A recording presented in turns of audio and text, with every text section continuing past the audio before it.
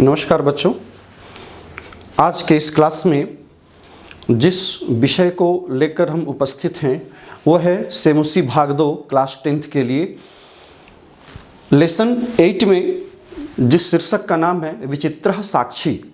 ठीक है ना, ये शीर्षक है अष्टमः पाठः में क्लास 10th के लिए सेमुसी भाग 2 में। इसमें बहुत ही काफ़ी रोचक स्टोरी है, इसकी कथा है और काफ़ी ज्ञानप्रद भी है। विशेषकर जैसा कि आप इस शीर्षक को देख रहे हैं विचित्रः साक्षी, मतलब ऐसा साक्षी, ऐसा एविडेंस जो बड़ा ही यूनिक हो, है ना। तो कौन सी ऐसी घटना है जिसकी वजह से इस शीर्षक का ऐसा नामकरण किया गया। थोड़ा सा मैं इसके परिचय के विषय में आपको एक सेकंड में चाहूँगा कि इसमें बता दूँ, 1 मिनट। तो इसमें ओम प्रकाश ठाकुर द्वारा रचित ये अंश है जो कि बंगला साहित्य के बहुत ही फेमस कवि रह चुके हैं, राइटर रह चुके हैं। बंकिम चंद्र चटर्जी जो उस समय के निर्णायकर्ता में थे, उन्होंने एक ऐसी युक्ति का प्रयोग किया जिससे कि सही निर्णय वो कर सके। क्योंकि कई बार जो न्यायाधीश होते हैं उन्हें ऐसे युक्तियों का प्रयोग करना पड़ता है जो सामान्य युक्ति से हट करके उन्हें मजबूरी में वैसे कारनामे करने पड़ते हैं। ऐसे ही कारनामे यहाँ भी बंकिम चंद्र चटर्जी के द्वारा एक निर्णायक के रूप में, एक न्यायाधीश के रूप में जो उन्होंने जजमेंट दिया, उसी की कथा यहाँ पर आपके सामने प्रस्तुत है। तो चलिए पहले इसके हम लोग रीडिंग एक बार देते हुए साथ ही साथ इसके अर्थ और व्याकरण को भी देखते चलेंगे। कश्चन निर्धनो जनः भूरि परिश्रम्य किंचित वित्तम उपार्जितवान। कश्चन निर्धनः जनः, कोई निर्धन जन। यहाँ पर जनः का निर्धनः जो है वो विशेषण है। निर्धनों का ओ टूटेगा तो विसर्ग हो जाएगा, तो निर्धनः जनः, कोई निर्धन जन। भूरि, भूरि मतलब अत्यधिक, काफी। परिश्रम में परिश्रम करके, परिश्रम ल्यप, इसका यदि प्रकृति प्रत्यय आप तोड़ेंगे तो परिश्रम करके किंचित वित्तम जोड़ उपार्जितवान। किंचित मतलब कुछ, वित्तम धनम, वित्त कहते हैं धन को, उपार्जितवान उसने कमाया। उपसर्ग है, अर्ज धातु है और अक्तवतु प्रत्यय से हो गया उपार्जितवान शब्द बनता है। ठीक है ना। तो कुछ धन उसने बहुत ही परिश्रम करके कोई निर्धन व्यक्ति कमाया। ठीक है। तेन वित्तेन, उस धन से, जो निर्धन व्यक्ति ने जो धन कमाया उस धन से स्वपुत्रम एकस्मिन महाविद्यालय, उसने अपने पुत्र को, स्वपुत्रम, स्व मतलब अपना, पुत्र मतलब पुत्र को, एकस्मिन महाविद्यालय, एक महाविद्यालय में, महाविद्यालय का संख्यावाची विशेषण है एकस्मिन, दोनों में सप्तमी विभक्ति लगी हुई है। तो एक महाविद्यालय में प्रवेशम दापयितुम, प्रवेश दिलाने में वो क्या हो गया, सफल हो जाता, सफल हो जाता, वो सफल हो गया।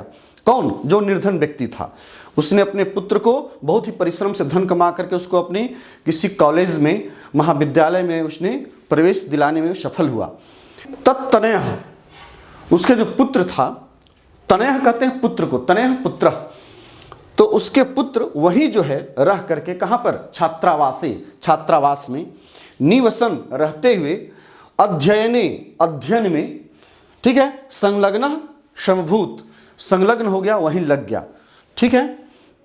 कहने का तात्पर्य है कि उसका जो पुत्र था वहीं छात्रावास में रहने लगा और रह करके वहीं पर उसने अध्ययन अध्यापन का कार्य प्रारंभ कर दिया। एक बार सपिता, वह पिता जो है, तनुजस्य रुग्णताम जोड़ आकर्ण्य, यहाँ पर संधि विच्छेद तोड़ेंगे तो 2 शब्द आएंगे, रुग्णताम प्लस आकर्ण्य। आकर्ण्य में आ उपसर्ग है, कर्ण धातु है और ल्यप प्रत्यय है, सुनकर। ठीक है। तो उसके पिता ने अपने, यहाँ भी तनुजस्य, तनुज शब्द है, तनुज और तनयः दोनों एक दूसरे का पर्यायवाची शब्द आया है। तो अपने पुत्र की रुग्णताम, रुग्णताम मतलब उसके बीमारी अवस्था को, अस्वस्थता को, है ना, रुग्ण कहते हैं रोगी को, जो पेशेंट है। तो उसे सुनकर कि उसका पुत्र जो है बीमार हो गया है, ऐसा आकर्ण्य सुनकर व्याकुलो जातः, व्याकुल हो गया, काफी वो बेचैन हो गया। ठीक है। और इसलिए पुत्रम द्रष्टुम, पुत्र को देखने के लिए, है ना, पुत्र को देखने के लिए प्रस्थितः, वह अपने घर से प्रस्थान कर गया। ठीक है। परम अर्थ कारसेन, परम मतलब किंतु, लेकिन अर्थ कारसेन, अर्थ कहते हैं धन को। ठीक है। यहां भी देखिए वित्तम और अर्थम, दो शब्द आया है जो कि दोनों का अर्थ धन ही होता है, तो ये भी दोनों पर्यायवाची शब्द हैं। तो अर्थ कारसेन, अर्थ की कमी से, धन की कमी के कारण, कारसेन धन की जो कमी है उसको हम लोग अर्थ कारसेन कहते हैं। लेकिन धन की कमी से के कारण पीड़ितः, वो काफी दुखित था, पीड़ित था, और इसलिए उसने क्या किया, सब बस यानम विहाय, उसने बस की यात्रा छोड़ के, जो हम लोग बस या कार या गाड़ी जो यान होती है, तो चूंकि उसमें जाने में पैसे लगते हैं, तो उसने क्या, चूंकि उसके पास पैसा था नहीं, तो उसने क्या किया कि बस यानम विहाय, बस यान को, बस गाड़ी को छोड़ करके, विहाल्यप, विहाय मतलब छोड़कर, त्यक्तवा छोड़कर, पदाति रेव प्राचलत, पदाति पैदल, ठीक है ना। यहां पर संधि तोड़ेंगे तो विसर्ग संधि हो जाएगा, रट टूट करके विसर्ग हो जाएगा, तो हो जाएगा पदाति ही जोड़ एव, पदाति रेव, पैदल ही वो वहां से चल पड़ा, ठीक है, क्योंकि उसने बस की उसने मदद नहीं ली। पदाति क्रमेण, पैदल चलने के क्रम में, संचलन चलते हुए, सायं समय अपि असौ गंतव्यात् दूरे आसीत, कहता सायंकाल का समय हो गया।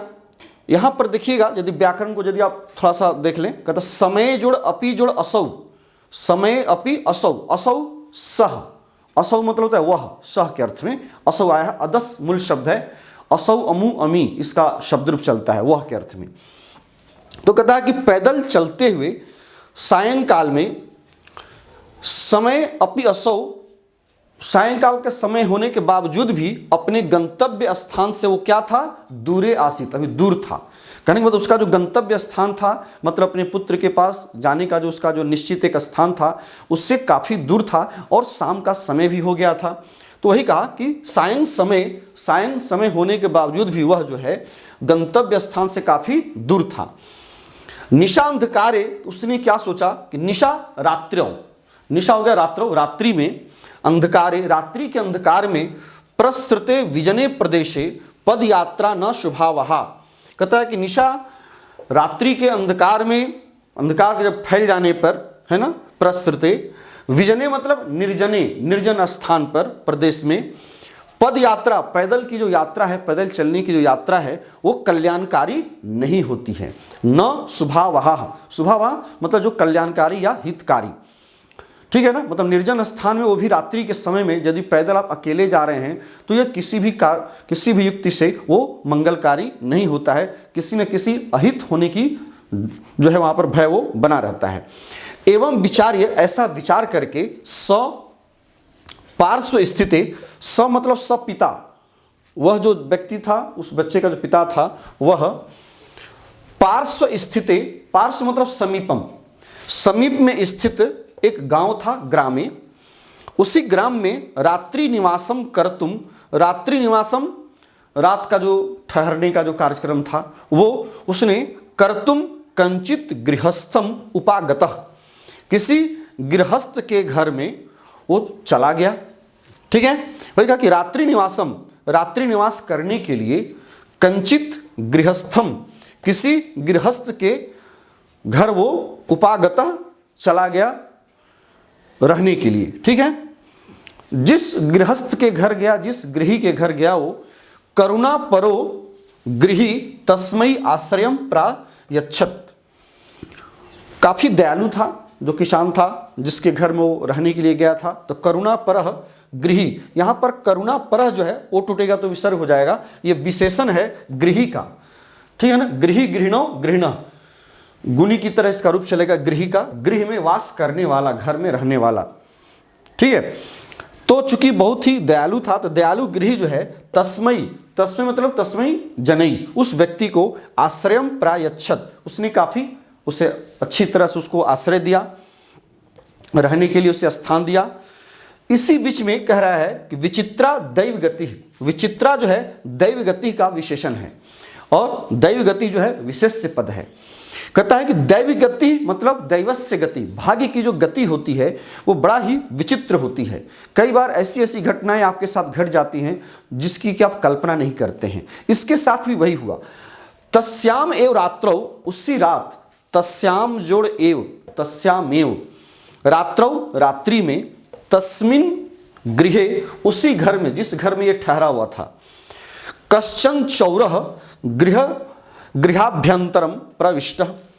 कोई चोर जो है उसी घर में, जिस गृहस्थ के घर में ये व्यक्ति, जो निर्धन व्यक्ति जो अपने पुत्र के पास जा रहा था, ठहरा हुआ था, उसी घर में गृहाभ्यंतरम प्रविष्ट, उसी घर के अंदर वो प्रवेश कर गया। कोई चोर जो है जिस रात वो रुका हुआ था, उसी रात्रि में कोई चोर आकर के उसके घर में वो प्रवेश कर गया। ठीक है। तत्र निहिताम एकाम मंजुषाम आदाय पलायितः। और वहां पर मतलब उस घर में तत्र निहिताम, निहिताम मतलब रखा हुआ, एकाम यहां पर तोड़िएगा तो संधि के दो पद आएंगे, निहिताम जोड़ एकाम। निहित मतलब रखे हुए, एकाम मंजुषाम, एक मंजुषा को, एक बक्स जो बक्सा होता है या संदूक कह सकते हैं, ठीक है ना।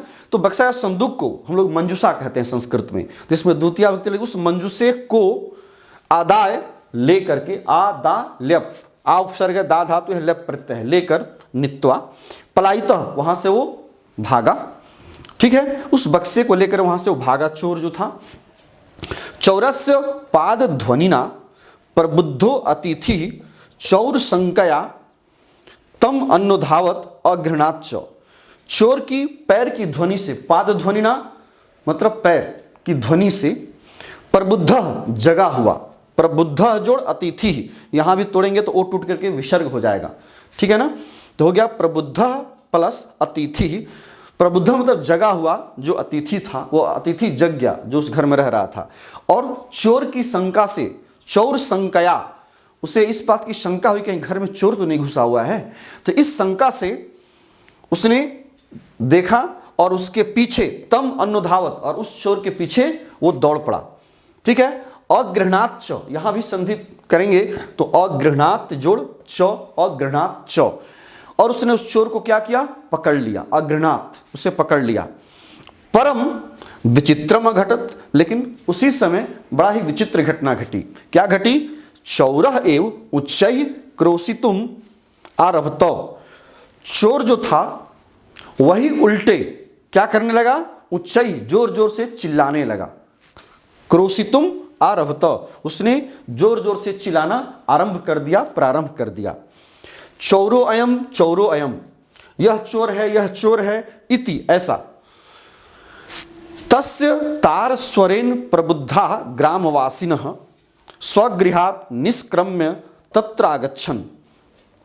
तस्य तार स्वरेण, तस्य मतलब उसके, उसके मतलब उस चोर के, क्योंकि चोर वो जो चिल्ला रहा था, उस घर में रहने वाले अतिथि को वह जो चोर था वो चोर बनाने लगा। जो ओरिजिनल में जो चोर था वह उल्टे ही उस अतिथि को चोर चोर कह करके उसको इल्जाम लगाने लगा, उस पर जो है दोषारोपण करने लगा। तो उसके तार स्वरेण, उसके ऊंचे स्वर में चिल्लाने के कारण जो है ग्रामवासी प्रबुद्धा जग गए। तो ग्रामवासी ना प्रबुद्धा, जगे हुए ग्रामवासी जो है स्वगृहात्, अपने घर से निष्क्रम्य निकलकर, तत्र जोड़ आगच्छन, तत्र आगच्छन, वहां आ गए जहां पर ये मामला सारा चल रहा था। ठीक है ना।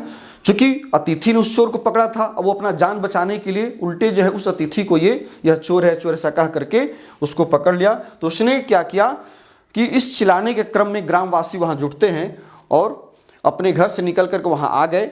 और वराकम अतिथिम एव, वराकम बेचारा, वह जो बेचारा अतिथि था उससे ही चौरम मत्वा, चोर मान करके कि वही चोर है, अतिथि ही चोर है, अभर्त्स्यन, वो सभी के सभी उसकी निंदा करने लगे। यहां पर अभर्त्स्यन जो है देखिएगा, इसका स्वगृहात् मतलब ये ग्रामवासिनः इसका कर्ता है। सभी गांववासी उसकी क्या करने लगे, भर्त्सना करने लगे, उसकी निंदा करने लगे, उसकी शिकायत करने लगे। कहने का तात्पर्य यह है कि ये जो है बड़ा ही विचित्र घटना घटी। उल्टे उस चोर ने उस अतिथि को ये दोषारोपण लगाया कि इसी ने चोरी की है, इसको मैंने पकड़ा है। जबकि वहां पर सच्चाई क्या थी कि उस अतिथि ने उस चोर को पकड़ा था घर से बक्सा ले जाते हुए। तो इस प्रकार की जो स्थिति घटी, अब इसमें आगे की घटना क्या होती है वो हम आपसे फिर नेक्स्ट वीडियो में शेयर करेंगे। ठीक है। साथ ही साथ मैं आपको ये बता दूं कि हर पैराग्राफ को बड़ा ध्यान से देखिए, क्योंकि एक 4 नंबर का क्वेश्चन आता है जो कि कथा क्रम को या घटनाक्रम को अरेंज करने के लिए आता है। तो वो आप अच्छी तरह से तब कर सकते हैं जबकि सारे के सारे जो स्टोरी हैं, जो कथा है, आपके मनोमस्तिष्क में वो बैठा हुआ रहे, याद रहे कि पहले कौन सी घटना घटी है, फिर उसके बाद कौन सी घटना घटी है। तो इन चीज़ों को तभी आप याद रख सकते हैं जबकि पूरे पैराग्राफ को ठीक तरह से समझे हैं, याद रखें उसके कथा को, उसके कहानी को। इसमें जो व्याकरण के शब्द हैं, जैसे निवसन, यहाँ पर देख लीजिएगा, नी उपसर्ग है, वस धातु है, क्षत्रिय प्रत्यय निवास करते हुए, और जहाँ जहाँ पर जो संधि और संधि विच्छेद था उसे मैंने आपको बता दिया। समय जोड़ अपी जोड़ असौ, समय जोड़ अपी जोड़ असौ, यहाँ पर 3 संधि हो गए। गंतव्यात् में पंचमी व्यक्ति है, ठीक है। इस प्रकार से मुख्य रूप से आपके सभी के सभी में व्याकरण से, संधि से, समास से या प्रत्यय से रिलेटेड जो है वो शब्द आपके हो गए हैं, ठीक है। अब इस पैराग्राफ को आप अच्छी तरह समझ लेंगे, क्योंकि प्रश्न का उत्तर करने के लिए आपको इसी तरह से पैराग्राफ दिया हुआ रहेगा और इसी से प्रश्न का उत्तर चुनने के लिए आपको रहता है एक पद में, पूर्ण वाक्य में और व्याकरण से रिलेटेड कर्ता ऐसे यहाँ पर दिया रहेगा कि जैसे यही आपको पूछ देगा कि भाई इसमें कर्ता जैसे यहाँ पर था कि अभर्त्स्यन इति क्रियापदस्य कर्तृपदम की मस्ती। अभर्त्सन क्रियापद का कर्ता, कर्तृपदम कर्ता कौन सा है, तो आपको फिर बताना होगा ग्रामवासिनः। कर्ता को पहचानने का सबसे आसान तरीका है कि कोई भी शब्द उस वाक्य में, चूंकि एक ही वाक्य में पूछा जाता है, जैसे यहाँ पर देखिए, यहाँ से लेकर के यहाँ तक एक वाक्य है, तो यहाँ पर जो पूछा गया, यहाँ देखिए कि ग्रामवासिनः में ग्रामवासी शब्द है, मूल शब्द है वासिन, वासी, वासिनो, वासिनः, ठीक है ना, इन प्रत्यय लग करके बना है।